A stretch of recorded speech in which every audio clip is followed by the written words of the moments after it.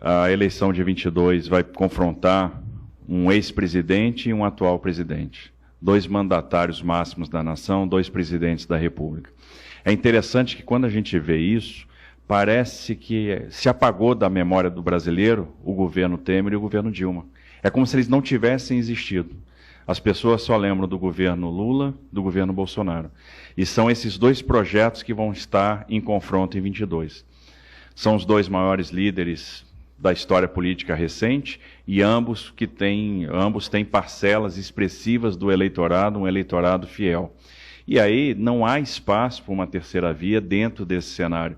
O Moro desistiu da candidatura à presidência da República, que era uma candidatura que também não tinha decolado.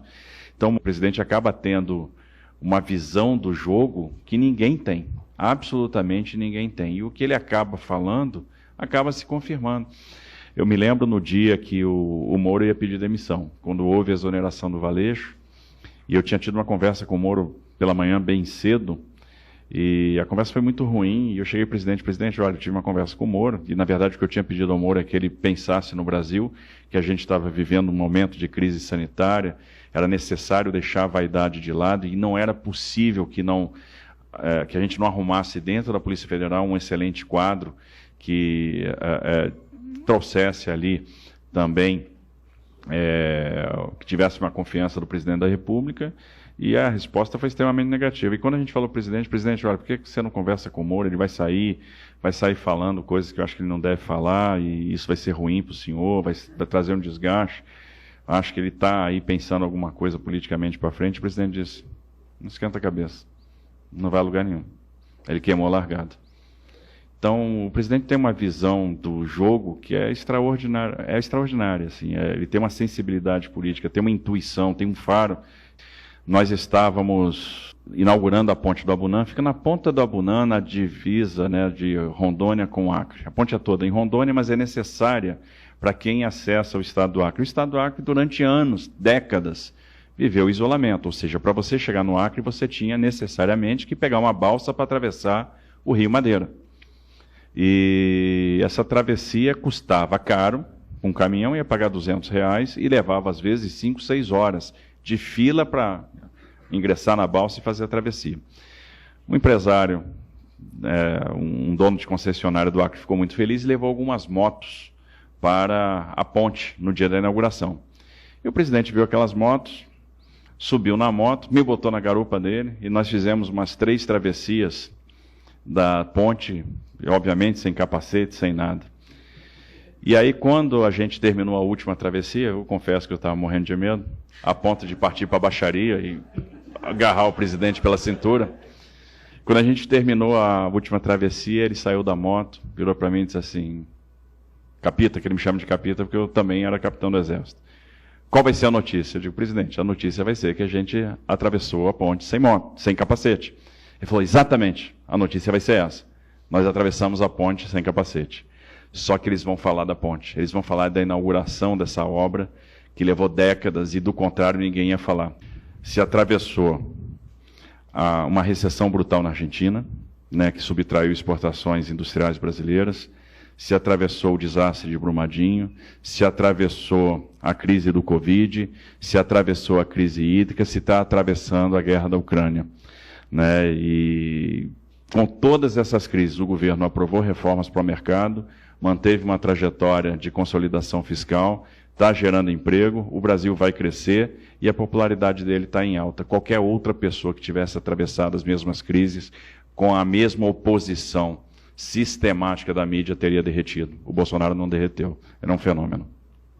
Uma eleição é um confronto de pessimismo e otimismo, de medo e esperança. As pessoas estão com medo, porque elas perderam poder aquisitivo, porque a inflação está corroendo os salários, porque o preço do combustível está alto. E aí, quem é o culpado? É o mandatário da vez. Ninguém vai lembrar que teve uma guerra da Ucrânia, que teve uma crise do Covid, que nós temos uma inflação que boa parte é internacional. Ninguém consegue perceber isso. Você transfere a responsabilidade ou o seu temor e coloca na conta do mandatário da vez. E aí ninguém vai fazer racionalmente o confronto de projetos. olha só, nós caminhamos na direção de uma economia de mercado, nós aprovamos reformas importantes. Ninguém vai pensar que nós aprovamos o marco do saneamento, que nós tínhamos 30 milhões de brasileiros sem acesso à água potável e 100 milhões de brasileiros sem coleta e tratamento de esgoto, e agora nós aprovamos, e ano passado você contratou os primeiros 50 bilhões de reais em projeto de saneamento. Ninguém vai levar em consideração que você fez 143 leilões de infraestrutura e contratou 836 bi de reais em investimentos que vão se materializar nos próximos anos. Ninguém vai levar em consideração que você aprovou a autonomia do Banco Central, que você aprovou a lei das falências, o marco das startups, a lei das agências. Isso passa em branco. E, de repente, você absorve um discurso que vou interferir na mídia, vou governar com MST e MTST, vou interferir nos preços da Petrobras, vou implodir a reforma trabalhista, vou voltar ao imposto sindical, né, vou implodir o teto dos gastos. Esse é o confronto que está na mesa hoje. E aí, que escolha que nós vamos fazer? Porque o que a gente tem que perceber é que o caminho que nós trilhamos vai nos dar futuro. E se a gente não tivesse passado por essas crises, os dados apontavam, até março do ano de 2020, que nós cresceríamos em 2020 alguma coisa perto dos 4,5%. A arrecadação estava mostrando isso. Quem é que vai levar em consideração que nós estamos vivendo um momento, por exemplo, de transição de economia marrom para economia verde, que está faltando semicondutores, que o mercado internacional se desorganizou? Não, vamos botar na conta do mandatário. Se a gente não tiver capacidade de explicar isso, a escolha de projeto pode ser muito ruim. E é isso que a gente precisa evitar, porque no final se plantou muito futuro nesses anos. Podem ter certeza que o que está plantado vai gerar muito emprego e vai transformar o Brasil. O Brasil vai ter, por exemplo, uma infraestrutura muito mais eficiente, muito mais sustentável, uma matriz mais equilibrada e mais barata. Então, acho que é esse confronto que a gente vai ter que fazer, é mostrar o que foi feito.